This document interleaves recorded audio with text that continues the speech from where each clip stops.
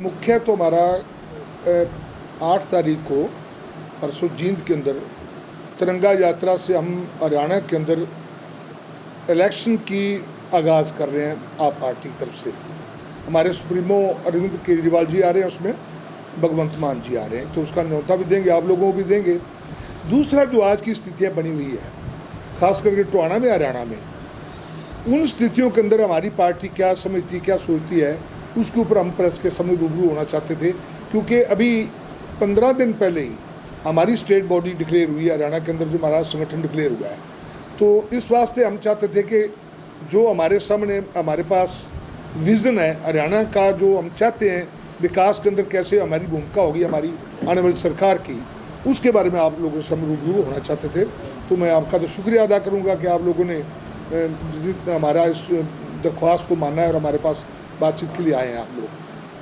तो क्या लगता है हरियाणा के अंदर हालात चल रहे हैं, अगर बात करें हरियाणा की बेटियां भी रहने को बोल रहे हैं, और उसको लेकर क्या करेंगे हमारी पार्टी क्या स्टैंड है? असल में ये सरकार आने के बाद, सेंटर में बीजेपी सरकार आने के बाद लगातार पिछले 9 सालों से, 1 साल रह गया बच्चा इनका, लगातार कानून व्यवस्था, संविधान, सब चीज़ों की धज्जियाँ उड़ाई गई हैं। हमें बड़े अफसोस के साथ कहना पड़ रहा है कि 7 साल के बाद सुप्रीम कोर्ट ने एक फैसला दिया कि डिफाइन किया कि राज्यों के अधिकार क्या है, दिल्ली स्टेट का पर्टिकुलर अधिकार क्या है। उसके बावजूद सुप्रीम कोर्ट की छुट्टियां होने के बाद आधी रात को एक ऑर्डिनेंस से वो सारे के सारे अधिकार सरकार छीन लेती, सुप्रीम कोर्ट के आदेश के बावजूद। ऐसे ही जितनी ऑपरेशन सरकारें हिंदुस्तान के अंदर हैं, वहाँ के गवर्नर्स एक पॉलिटिकल पार्टी के एजेंट के तौर पे काम कर रहे हैं, एक गवर्नर के तौर पे काम नहीं कर रहे। और यही लगभग स्थिति हमारी एजेंसियों की बना दी उन्होंने, पुलिस की, ईडी की, सीबीआई की। पहलवान बैठे हैं, दुर्भाग्यपूर्ण है हरियाणा जैसे प्रांत से, उस बैकवर्ड प्रांत से जहाँ औरतों के अंदर इतना पर्दा था, वहाँ की बेटियों ने हिंदुस्तान का तिरंगा झंडा, हिंदुस्तान की शान को अंतर्राष्ट्रीय स्तर के ऊपर लेके गई हैं। रेसलिंग के अंदर भी, बॉक्सिंग के अंदर भी हमारे देश की लड़कियां गई हैं। और अब उससे अंदाज़ा करो उस समाज से अभी बेटियों ने कितना पीड़ा और जिल्लत को झेला होगा, इस बात को डिस्क्लोज करने के साथ कि उनके साथ क्या सलूक होता रहा आज तक। उसके बावजूद जो सरकार कर रही है, यही किसानों के साथ किया, यही अब इन बेटियों के साथ हो रहा है। इससे साबित होता है कि देश के अंदर अंधे और बहरे लोग अब सत्ता के अंदर बैठे हुए हैं। उनको सत्ता के नशे के अंदर किसी की पीड़ा, कोई कानून, कोई बल्कि संस्था नज़र नहीं आती, और इस दौर से देश को निकाला जा रहा है। जहाँ तक हरियाणा का सवाल है, आप पापा टोहाना के रहने वाले हैं। अब टोहाना में बड़े लीडर हैं यहाँ के, अब एक मंत्री हैं। पहले ये उनको दुख था कि पीड़ा थी कि मेरे पास कोई अधिकार नहीं, मंत्री है। अब मंत्री हैं तो मंत्री के सामने जाखल के अंदर लोग कह रहे हैं कि नशे की बहुत बड़ा यहाँ कारोबार हो रहा है। तो बोले आप शिकायत करो, शिकायत बताया कि ये थानेदार साहब को शिकायत की है। फिर पूछा कि आप बताओ, नाम बताओ। बोला नाम तक भी बता दिए, ना तो वहाँ एसओसी साहब जवाब देते हैं, ना वहाँ के मंत्री जवाब देते हैं। ये स्थिति हरियाणा की, टोहाना की बनी हुई है।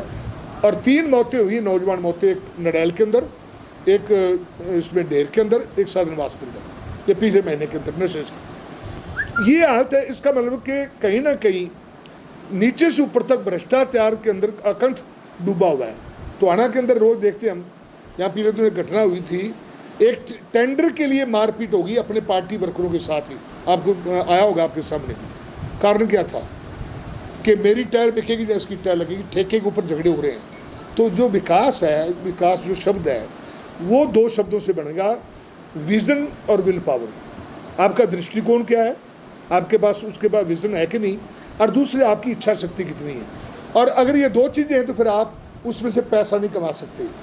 एक गली बनाओ, उसमें से आधा सीमेंट लगाओ, अरे अब तो एक काम रह गया यार टोहाना के अंदर, मेरे ख्याल स्टील की सड़कें बनाओगे तो बचेंगी, सीमेंट की तो बन गई, कई साल से बनी है। ये चंडीगढ़ रोड है आपके सामने, आप पुल से उतर जाओ, आप यहाँ चले जाओ, आप सूर्यवाला तक चले जाओ, जो परिस्थिति बनी हुई है। तो मैं तो कहता हूँ कि अब लोहे की तो सड़कें बच सकती है, और तो अब इनके ऊपर बचा नहीं कुछ भी। तो जिस विकास का ढिंढोरा पीट रहे हैं वो विकास बताएं सही हो कहाँ रहा है। यहाँ कोई इंडस्ट्री आई हो इन सालों के अंदर। एक लेके आए थे हम 87 के अंदर ये पूना शुगर बिल, तीनों सरकारों से, चौटाला साहब की सरकार से शुरू हुआ और बीच में कांग्रेस से होते हुए बीजेपी सरकार ने उसका अंतिम जनाजा उठाया उसका। अब ये बहुत दिनों से ये रोड शो अपना शोर हो रहा है कि मेडिकल कॉलेज बनना चाहिए। दूडाराम ने वहाँ चुनाव में लेने थे वोट, बोला फतेहाबाद बनेंगे, फिर बोला बूना बनेगा, फिर कोई कहता टोहाना बनेगा। अरे हम कहते हैं यहाँ शुगर मिल की ज़मीन पड़ी यहाँ बना दो, हम टोहाना की मांग नहीं कर रहे। अगर नीयत में खोट ना हो, ज़मीन पड़ी है और बहुत बढ़िया ज़मीन है, पर बनाना नहीं है, लोगों को लॉलीपॉप दिखा के वोट लेने हैं। तो ये जो विकास और उसके साथ करप्शन जुड़ी हुई है, तो विकास नहीं हो सकता। ये टोहाना में पिछले 10 सालों में 10 बार सड़कें उखाड़ दी, 10 बार बनाई हैं, सड़कें वैसी हैं। क्राइम बढ़ा है, क्राइम के साथ करप्शन बढ़ी है। आप थानों में जाके देखो भीड़, कोई सुनने वाला नहीं है। बल्कि मैं तो हैरान हूँ, जहाँ भी जाते हो आप, कोई सुनवाई नहीं है। करप्शन इतने स्तर तक है नीचे। मैं मेरे गांव से बोलता हूँ, हमने 6-7 महीने पहले नशे खिलाफ गांव में एक अभियान शुरू किया। घर घर गए, एक बाजीगर हमारी बस्ती है वहाँ मंडी के पास। जब घरों के अंदर गए, उन लोगों ने बताया कि हमारे ये बच्चे पीते हैं, लेके कहाँ से आते? बताया फलाना आदमी से लेके आते हैं। वो औरतों ने मेरे को बताया कि जब उस आदमी के पास हम गए कि तुम यार छोड़ दो, हमारे बच्चे बर्बाद हो रहे हैं, तो उस आदमी ने कहा कि मैं 50,000 रुपये महीना पुलिस को देता हूँ, मेरे को कौन रोक देगा। जब हमने पुलिस वालों के सामने ये बात की, बोला किसको देते हैं, ये काम भी हमें बताना पड़ेगा, 50,000 किसको देते हैं किसको नहीं देते। एक आदमी नशा बेच रहा है और क्लेम कर रहा है और उसको रोक नहीं पा रहा है, इसका मतलब पैसा खाया जा रहा है पुलिस द्वारा। यही चूड़पुर की शिकायत आई, चूड़पुर से नशा बिकता है, लेके जाते हैं। नडैल वालों ने बताया, म्योंद वालों ने बताया, कई जगह से बताया। अब वो कहते हैं बताओ बेचता कौन है, बेचने वाले का नाम बता दिया, उसको पहले पुलिस वाले बता देते हैं कि आज रेड होगी, आप माल को इधर कर दो। ये स्थिति बनी हुई है। तो इसका मतलब करप्शन किस तरह तक जा चुकी है।